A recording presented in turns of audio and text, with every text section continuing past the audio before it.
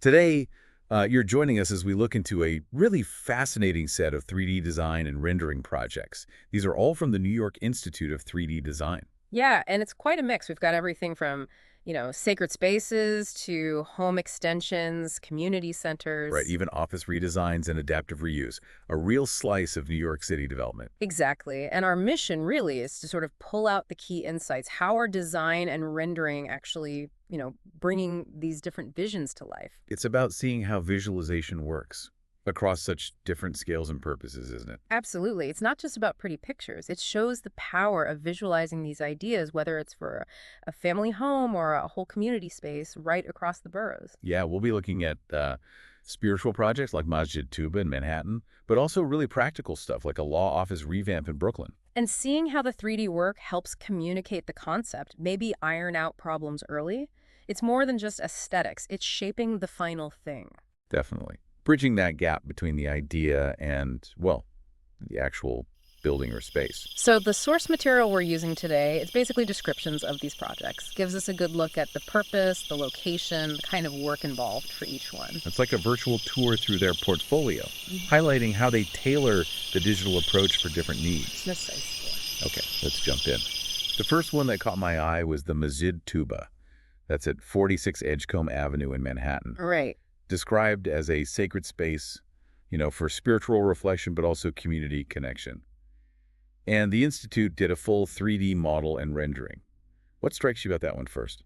Well, I think the key thing there is how the rendering has to connect the cultural, the spiritual side with the actual physical form. Okay. It lets everyone involved see how tradition is being respected, but maybe within a more modern design framework. You get to visualize that balance before anything's built. That makes sense. Visualizing respect, Mhm. essentially. You need that cultural sensitivity. Absolutely. Showing how traditional Islamic elements fit into the bigger picture, making sure it feels right for the community. Okay, so moving from, let's say, the sacred to the very personal. Next up, 108 94th Street in Brooklyn. A classic brick house getting an extension. Ah, the home renovation. Yeah.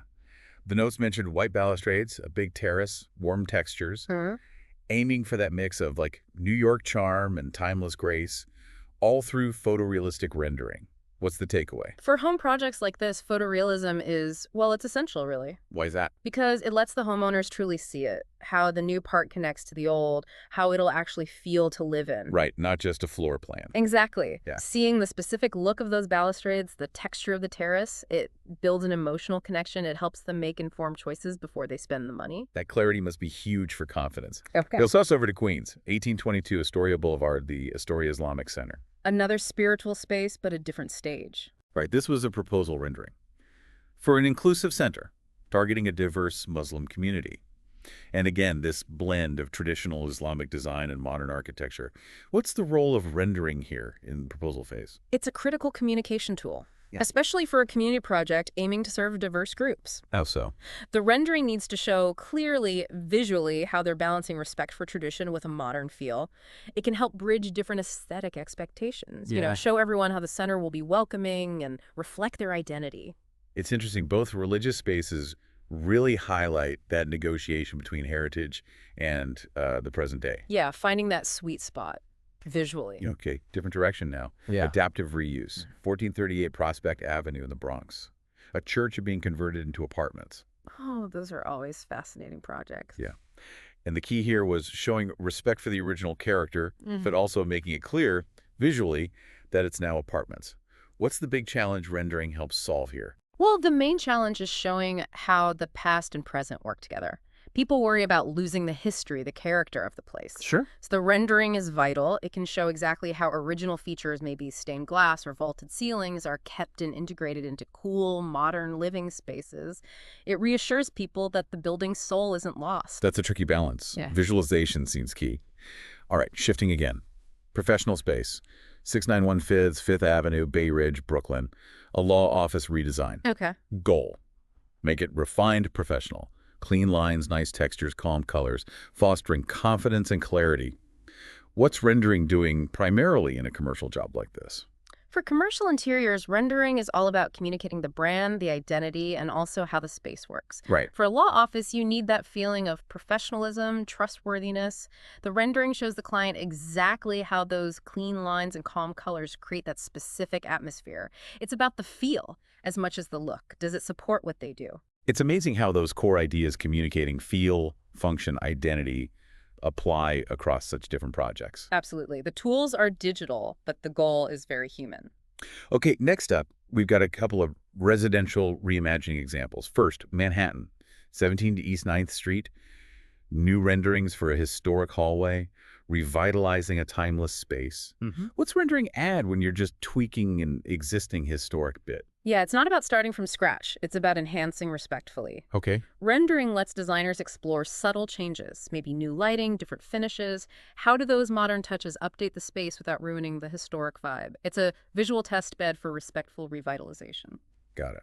Then over to Staten Island, 2 spots, 35 Monroe Place and 44 Burton Court. Both future homes visualized with 3D modeling and animation, letting people walk through virtually before construction. What does animation bring to the table? Animation adds that experiential layer. Static images give you a snapshot, right? Animation lets you do a virtual walkthrough. You feel the flow between rooms, see how light changes, you get the ambiance. Like stepping inside before it's built. Exactly. It answers questions static images can't, builds way more confidence, probably means fewer changes later on, too. That must be incredibly powerful for buyers. Okay, nearly there. Functional luxury next. A kitchen at 170 Atlantic Avenue, Brooklyn, reimagined with clean renderings, efficient layout. What's the rendering need to nail here? It needs to show the marriage of high-end looks and pure practicality. The functional luxury bit. Right. You need to see the nice materials, the fancy finishes, that's the luxury, but also the smart layout, how easy it is to use, that's the function. It shows beauty and usability aren't mutually exclusive. Makes sense. And the last one, also in Brooklyn, 204 Schenck Avenue. Yeah. A mixed-use building.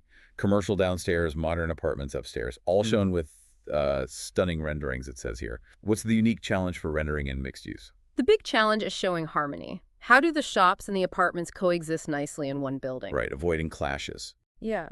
The rendering needs to illustrate that integration. How do people get in and out? How do the public and private spaces relate? Does the whole thing look cohesive in the neighborhood? It visualizes the synergy. Wow. Looking back at all these, it's really something. The sheer variety of what the New York Institute of 3D Design is tackling. Sacred spaces, homes, offices, conversions, visualizing so many different possibilities across the city. It really is remarkable. And the common element, the thread running through all of them, is how crucial that digital representation is. It's about translating ideas into something everyone can understand, whether you're talking to clients, the community, or just refining the design yourself. These renderings are powerful tools. Absolutely. It really drives home that this combination of design skill and rendering tech, it's not just making things look good. It's actually enabling these diverse visions, faith, function, home, to become real. Taking the abstract and making it concrete, yeah. Pixel by pixel. Yeah. This whole dive really makes you think, doesn't it? Yeah. About how much visualization shapes the buildings and spaces around us that we often take for granted. We see the end result, but this visualization step is so fundamental to getting there. It really is. Yeah. And it leaves you wondering, thinking about the future. Well, it prompts a question for you, the listener. How might the next wave of visualization, tech, whatever that might be, how might it further change the way we even conceive of, let alone design and experience, the spaces we live and work in?